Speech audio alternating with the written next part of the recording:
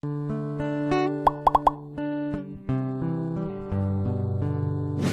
we continue with the rest of the video, we could use your help.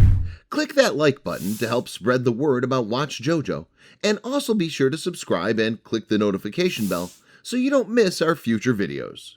In 1973, an architect discovered a rundown factory. Now he's turned it into something breathtaking. Architect Ricardo Bofill is exploring the countryside outside Barcelona when he stumbles upon an incredible sight. A vast concrete behemoth stretches up to the sky, an industrial relic from a bygone era. Yet, although its towers and silos have been empty and unused for years, Bofill sees its potential and embarks on an architectural odyssey that will last for more than 40 years. Bofill was born in Barcelona in Catalonia, Spain, on December 5, 1939. And growing up with a family of builders, he soon developed an interest in architecture. In fact, he completed his first design, a summer house on the Balearic island of Ibiza, when he was just 17 years old. Bofill went on to study at the Barcelona School of Architecture, although he was later expelled for attending a Marxist demonstration. Then in 1958, he left Barcelona for Geneva in Switzerland, where he finished his studies at the Université des Beaux-Arts Genève. Amazingly, he subsequently went on to found his own architecture firm at the tender age of 23. In 1963, Ricardo Bofill Taller de Architectura was born. Bofill's vision was to recapture the craftsmanship of traditional Catalan architecture by assembling a team of engineers, philosophers, architects, and more. Furthermore, he aimed to solve urban planning issues from a social and political point of view. 10 years later, Bofill stumbled upon a building that was to change the course of both his business and personal lives. In Sant Just Desvern, a town just 10 miles to the west of Barcelona, he discovered an abandoned cement factory. More than half a century old at the time, it had clearly been empty for a number of years. According to Bofill's website, the factory was built during Catalonia's first period of industrialization. In fact, towards the latter part of the 19th century, the entire region became one of the biggest hubs of production throughout the whole of Spain. And indeed, the cement factory was typical of the development at the time. Interestingly, the cement factory wasn't all built at the same time. Instead, it was expanded and added to as industrial demands changed. At some point, though, the vast building was deemed to be no longer viable. Consequently, its great concrete structures were abandoned to their fate. For Bofill, the factory's organic evolution had certainly given it some unique and fascinating traits. In it, he saw a building with elements of vernacular architecture, a design style that's adapted to local requirements, reconceived to fit an industrial purpose.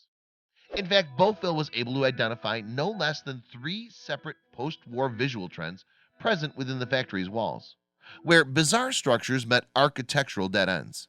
The architect spotted elements of surrealism, and in the sheer vastness of the space, Bofill saw abstractism. Of course, a huge part of the factory's appeal was also in the brutalism of its raw concrete surfaces. Unsurprisingly, Bofill fell in love with the place. So it was that he acquired the building before embarking on an epic project of passion that still wows observers more than 4 decades later. From the beginning, Bofill and his team knew they wanted to preserve what made the factory unique. Rather than demolishing the building and starting again, they decided to treat the original structure like a work of art waiting to be carved. Through the careful deconstruction of certain areas, then, a new space began to emerge. For the next 18 months, construction workers equipped with jackhammers and dynamite chipped away at the factory. Slowly, the building began to transform. From what was once merely 33,000 square feet of silos, tunnels, and chimney stacks, a unique living and working space would emerge. Over time, the old factory was reimagined as offices, laboratories, libraries, and archives. At the heart of the factory, the team carved out a cavernous area known as the Cathedral. Here, raw concrete walls preserve the memory of the factory's former life. In the cathedral, Bofill hosts exhibitions and concerts, as well as meetings with professional clients. Meanwhile, an adjoining 4-story space serves as headquarters for Bofill's architectural firm. Connected by a spiral staircase, each story provides flexible, adaptive space designed to encourage teamwork. Above the cathedral, meanwhile, sits Bofill's personal haven. At the center is a cuboid living room hewn from a single block of cement. According to Bofill's website, the huge space is domestic, monumental, brutalist, and conceptual. In the kitchen, a marble table provides a focal point where Bofill and his family can gather. Spanish architect Oscar Tusquets designed the double-sided fireplaces, which add an element of homeliness to the stark room.